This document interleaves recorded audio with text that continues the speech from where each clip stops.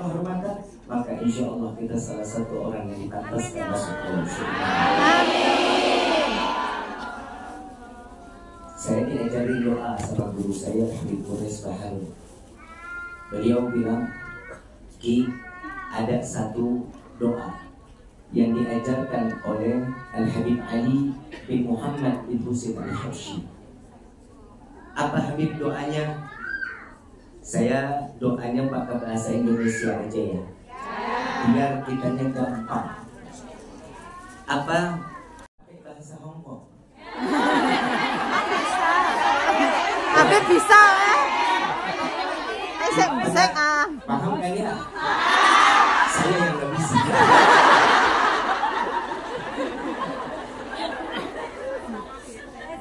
Ya Allah, bukan kesenangan semata kami ingin masuk ke dalam surga. Bukan karena bidadari yang kau ciptakan berada di dalam surgamu kami ingin masuk ke dalam surga, melainkan karena ada manusia yang namanya berdampingan dengan namamu, maka masukkan kami ke dalam surga bersama Sayyidina Muhammad sallallahu alaihi wasallam. Kenapa harus kunci surga adalah Nabi Muhammad sallallahu alaihi wasallam, dan Nabi Muhammad adalah seorang manusia yang tidak akan pernah masuk ke dalam surga kecuali umatnya semua masuk ke dalam surganya Allah. Faham ya sampai sini ya? Ini kalau kita mau hidup kita nikmat, maka jangan pernah jauh dari Allah, jangan pernah jauh dari Nabi Muhammad SAW. Ibu yang dirahmati oleh Allah, di dalam kehidupan kita banyak kita jauh dari rahmat Allah. Kita jauh dari keluarga, kita jauh dari siapa orang yang kita cintai, kita ridho untuk meninggalkannya. Mungkin di sini ada yang sudah 15 tahun. Bukan saya bilangkan kali. Ngomong demo aja. Itu bikin emosi pagi-pagi. Udah siang, Beb.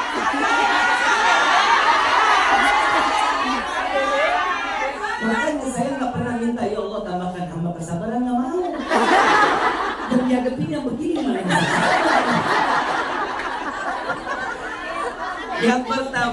Yang pertama, pastinya di sini ada yang lebih dari 10 tahun atau 15 tahun.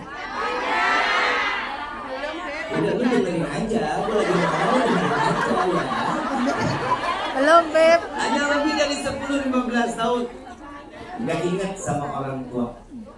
Maaf, dengerin dulu. Bukannya lupa, tapi nggak ingat. Saking asiknya kerja, mungkin 1 tahun. Enggak lah. Tiap hari telepon keluarga, Beb. Saya udah diwanti-wanti sama Bunda. Awas lu, jangan pernah menangis laki-laki di hadapan mereka. Mereka ini komis, mereka ini bisa dicekek nanti.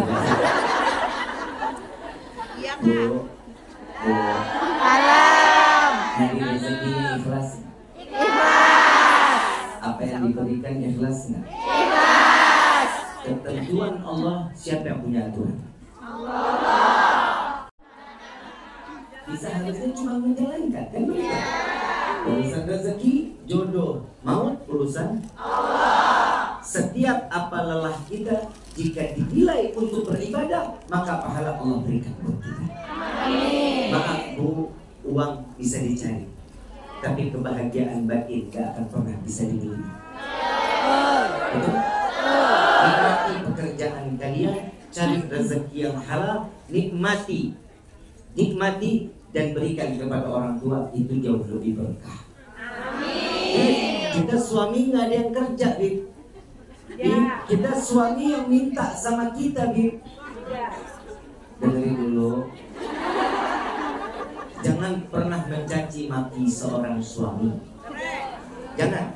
Kenapa? Sebejat apapun suami, tetap dia ridhonya Allah ada di tangan dia. Paham ya? Paham. Saya kasih satu contoh. Biarin kan, gue mau digebukin juga terserah.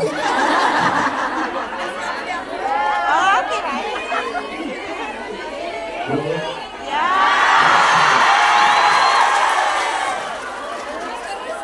jujur, saya bukan nggak mau berdiri. Saya kalau duduk ceramah saya lama. Kalau saya berdiri, saya pulang dari sini harus operasi liver. Jujur, karena saya sudah operasi yang kedua dan ini insya Allah yang ketiga. Kalau saya sudah berdiri, bodoh amat. Jadi cuma 20 menit kaki saya nggak bakal bisa bergerak nih. Jadi biarin dulu saya berdiri biar saya agak nggak terlalu kedinginan. Bu, tadi saya sampai di mana? Sampai di sini. Sampai di SD. Ada satu perempuan menjadi bidadari surga Madinah. Oh, sabar. Mukanya cuma satu. Di sini ada kiri, ada kanan. Kiri ya. Ini bahaya. Sabar. Enggak, kalau bisa 4 bulan sekali lumayan. 2 bulan, Beb. 2 bulan. 2 bulan sekali. Oh, bulan 5 kita ketemu lagi.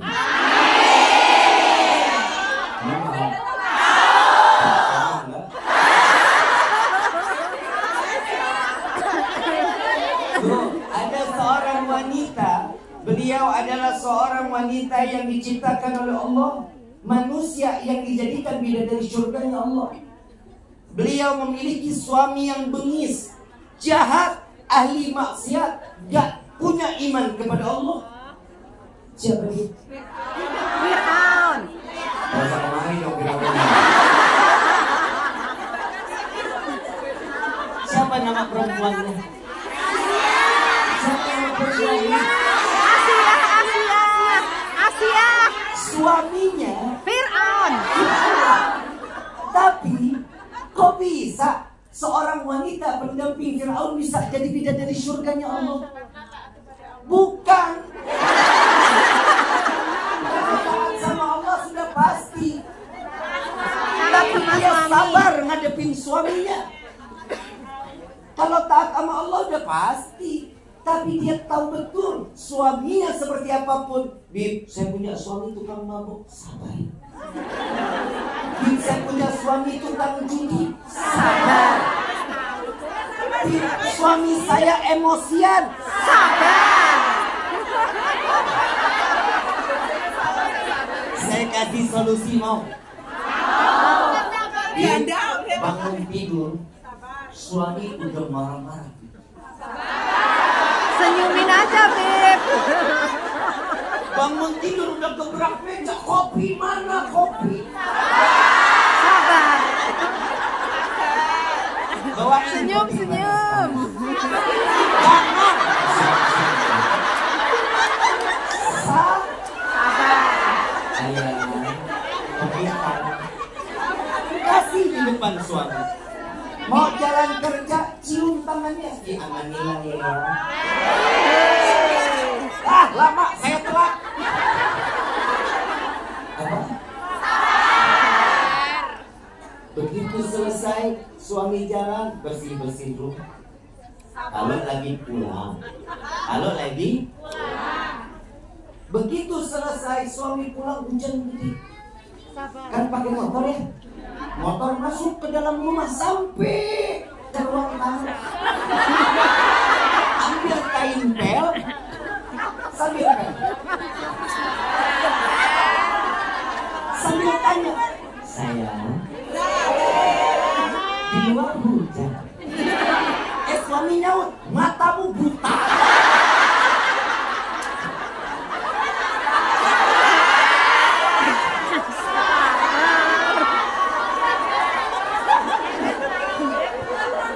Begitu selesai, panasin sayuran, siapin baju, suami mandi, baju sudah siap, makanan panasin. Begitu dia masuk lagi selesai mandi, sampai ke meja ngeliat tempe siap. Lemes banget dia. Kebayang dong, tempe lemes.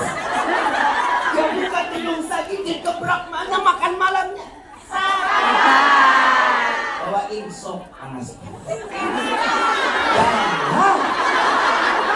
Jangan. Ingat makan malamnya sudah disiapkan. Harus deketin. Makan semuanya deketin. Lauknya, nasinya sendokin. Kalau lagi Bib, saya sudah berusaha. Saya sudah semaksimal mungkin, tapi emosinya labil. Masih terus-terusan emosi. Padahal saya yang nyari rezeki. Cukup sampai di situ, minta kepada Allah, ya Allah, kembalikan suami saya yang seperti dulu. Tetapkan hatinya dalam iman kepadamu dan jaga hatinya untukku. Ini maaf, doa seorang istri itu nggak ada hijab. Doa seorang istri itu nggak ada penghalang kehadapan Allah. Bu, sejahat apapun laki-laki, tatkala ibu sudah membuka pintu langit, Allah kabulkan doa, Allah kembalikan suami tersebut menjadi suami yang sah.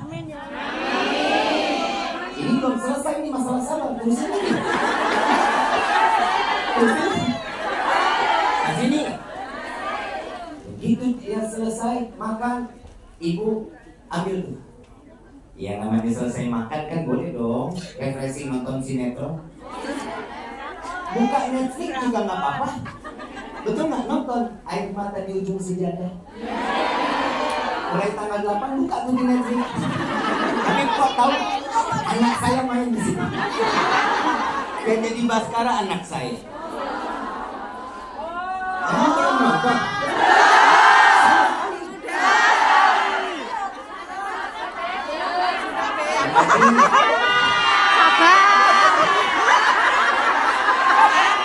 Sabar, Beb. Lagi nonton sinetron, suami masuk biasanya kan kalau habis makan keluar rumah, rokok sambil ngopi kan begitu.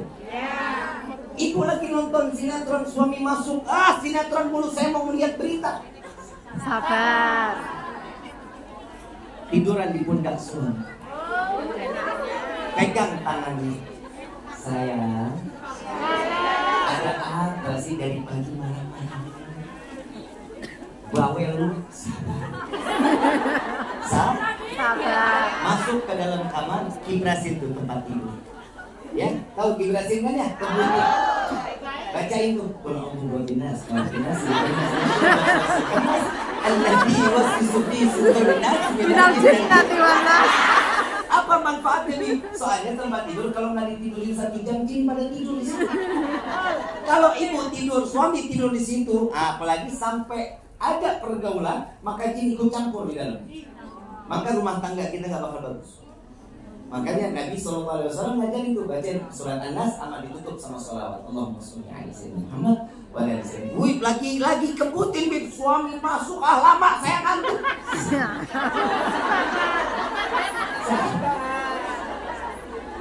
Udah capek dari pagi ngurusin rumah, ngurusin suami, ngomel nggak selesai, baru pengen tidur enak banget bib, suami udah mulai gigit mal. Ngorok bib, masya Allah, ngorok bib. Sabar. Elusin belakang, elus. Allahumma sholli ala sayyidina Muhammad wa ala ali sayyidina. Jangan dibacain Yasin. Takutnya dia lagi ngorok dibacain Yasin.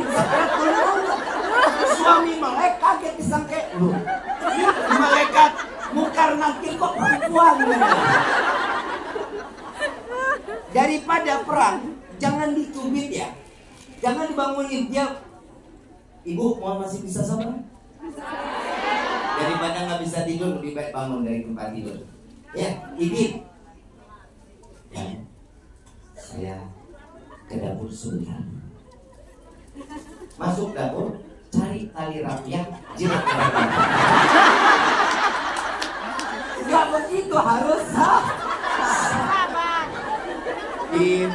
Kita yang namanya manusia, sabar itu ada batas. Betul? Padahal Allah tidak pernah memberikan satu batasan di dalam kehidupan, kecuali dia pandai beribadah, maka Allah selamatkan kehidupan mereka. Bu, di sini saya nggak membela laki-laki, Bukan berarti saya laki-laki wajib harus benar, enggak. Ibu adalah bidadari-bidadari surga. Kalian yang lebih pantas untuk dibela.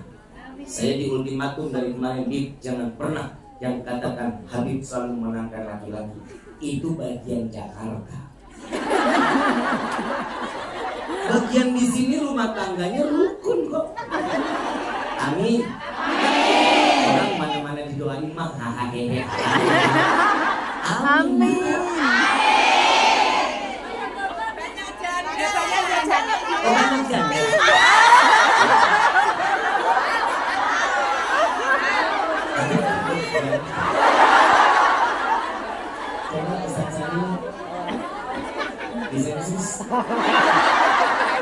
Saya punya sahabat Ustadz Sahil. Beliau ini vokal dari kami punya majlis, nama Majlis Al-Mukhtar, dan hadrahnya beliau sebagai vokalis saya bawa, nanti kita dengerin suara dia. Sip.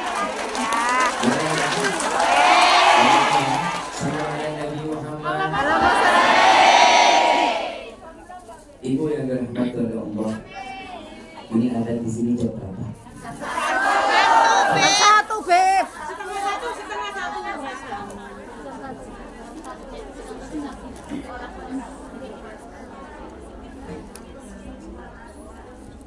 Ibu yang dirahmati oleh Allah, tadi yang pertama kita wajib bersyukur kepada Allah, wajib beriman kepada Allah, dan yang ketiga wajib bertakwa kepada Allah.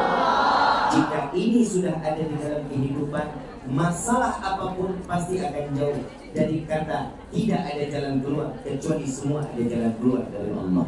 Insya Allah. Rezeki yang kita terima, minta kepada Allah. Rezeki ini, Bu, maaf, kalau saya cerita pribadi boleh? Rifki itu bukan siapa-siapa.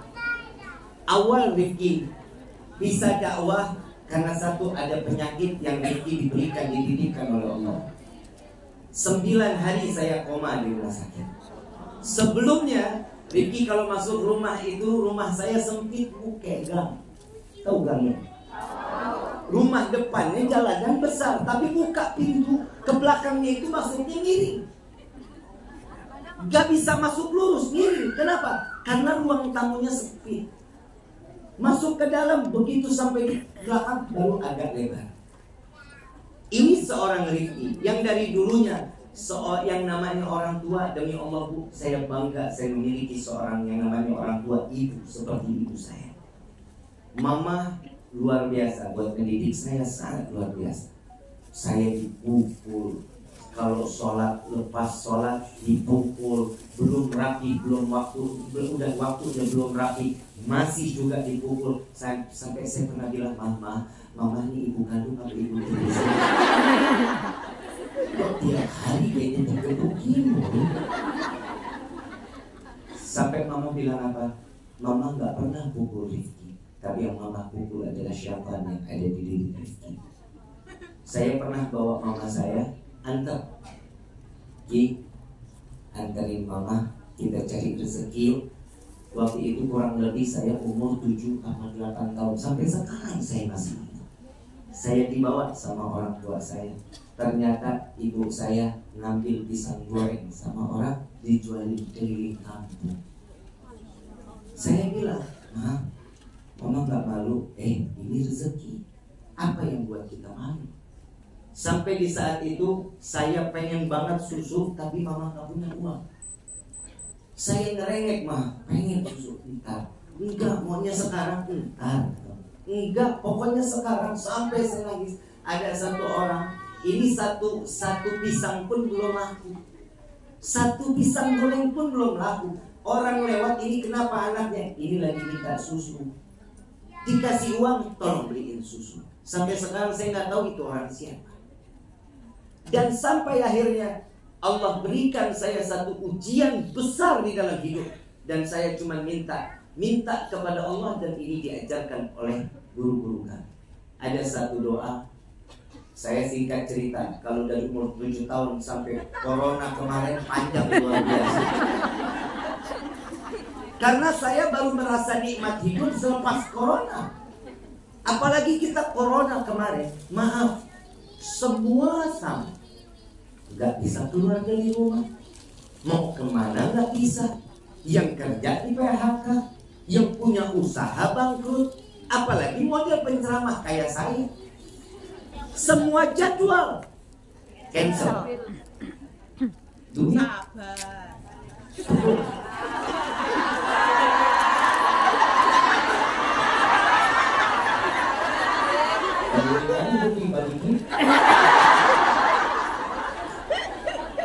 Tapi saya jujur, saya yakin karena saya punya Allah. Saat itu, saat corona, semua kita merasakan masalah rezeki itu. Pengurangan, bukan ditutup, pengurangan.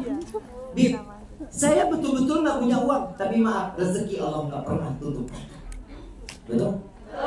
Waktu saat corona, makan sarapan berhenti ya, masih makan? Siang masih makan? Sore masih nyemil? Malam masih makan? Lanjut terus sampai mana yang ditutup rezekinya sama Allah? Semuanya masih Allah buka. Yang kita pikirin kan apa? Uang, duit. Bahasa yang bagus apa?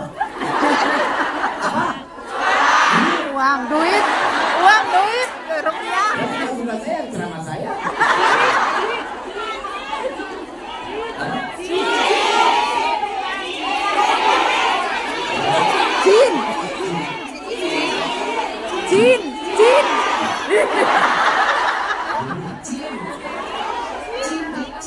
Itu bahasa Hongkong uang. Jin. C atau C?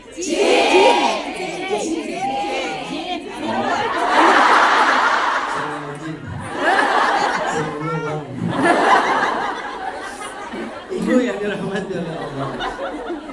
Dan saat corona itu Allah berikan saya teguran luar biasa. Mobil ditarik leasing. Saya lagi nikmat-nikmatnya ngerasain kehidupan enak kok, mobil Alfa. Cukup nyaman. Tak dulu. Mobil ditarik leasing. Kenapa? Udah gak mampu bayar. Saya sudah gak mampu bayar, tapi saya yakin saya punya Allah. Begitu saya datang satu sholawat Nabi SAW malam Jumat, saya punya guru.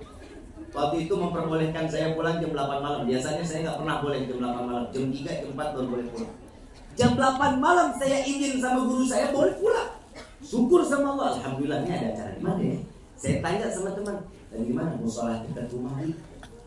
Karena saya Dewan Guru Majelis Rasulullah yang ada di Kabupaten Kuningan, waktu itu saya diizinkan untuk lewatin perbatasan yang ditutup. Saya diizinkan, mau kemana aja boleh diizinkan. Karena alasan, karena saya dikasih satu urusan untuk menenangkan masyarakat yang ada di Kabupaten Kuningan saat itu.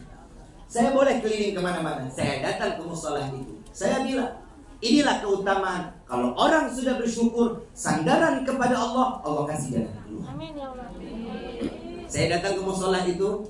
Salah satunya ada anak umur 25 tahun. Waktu itu, ini anak umur 25 tahun. Ini anak seorang miliarder. 25 tahun baru kerja 6 tahun. Dari umur 19 tahun kerja 6 tahun jadi seorang miliarder. Saya bilang, saya tanya, kerjanya apa? Jualan masker. Hah? Cuma jualan masker jadi miliarder. Saya bilang lagi, gak masuk akal. Tapi rezeki pernah ketukar nggak? Enggak. Saya bilang di musola itu, selesai saya bagi tausiah 20 menit, saya bilang, ayo dong main ke rumah, jangan ambil ilmu kuburan. Tahu ilmu kuburan? Maunya didatengin, kedatengin nggak mau.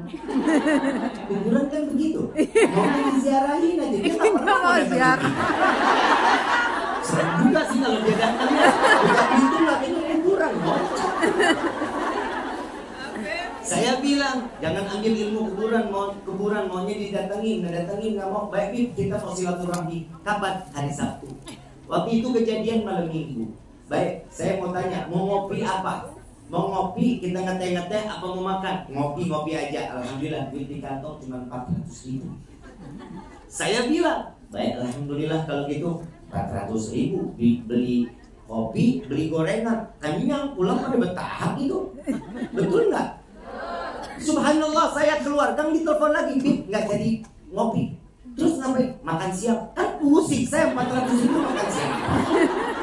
Saya bilang, ya Allah, mudah-mudahan 400 bisa jadi makanan berkah yang bisa menghidupin orang. Saya niat mau ngasih makan orang, saya bilang kayak gitu, Allah kasih itu rezeki luar biasa. 400.000 dari Kemis saya jaga sampai ketemu Sabtu. Bayang nggak Bu? 400.000 dijagain. Istri mau makan ini satu aja kita. Saya bilang gitu. Istri saya manggil saya. Loh, gimana nggak sayang orang mau ini? Ya, kan bosan ya makan telur mulu sama kecap. Saya bilang, nggak apa-apa, ntar keluarnya juga jadi ayam ikan. Alhamdulillah, semua berjalan lancar, ketemulah hari Sabtu. Begitu Sabtu, belilah nih gurame goreng, beli sop. Tamu datang, pikir saya yang saya kasih makan 4 atau 5 orang. Ternyata dia bawa 12 orang. Ibu kebayang 400.000 ngasih makan orang 12 orang, kan gak masuk akal. Saya pribadi gak ketelan saya makan. Nyendok nasi saya gak mau, biar mereka pada makan. Ya Allah, tolong nasinya tambahin lagi. Saya suruh Allah yang nambahin, saya udah gak ikut campur, udah gak punya duit. Tapi ini janji Allah. Aitukum mana yahtasib. Allah kasih rezeki gak bakal diduga-duga. Dari mana aja Allah kasih. Dia pada makan sampai pada nambah, saya deg-degan. Ya Allah, mana nambah lagi malam. Sakit ini orang. Begitu selesai, saya yang namanya tuan rumah, Habib nggak makan. Udah, tadi saya dulu, padahal belum. Saya ngeliat aja udah kenyang saya.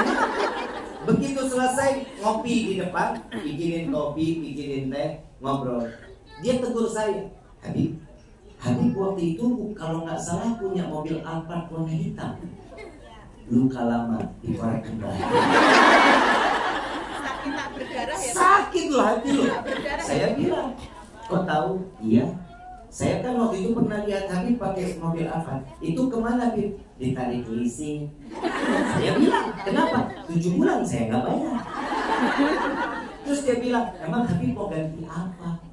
Saya bilang, orang kalau ditarik leasing bukan mau ganti, tapi punya duit.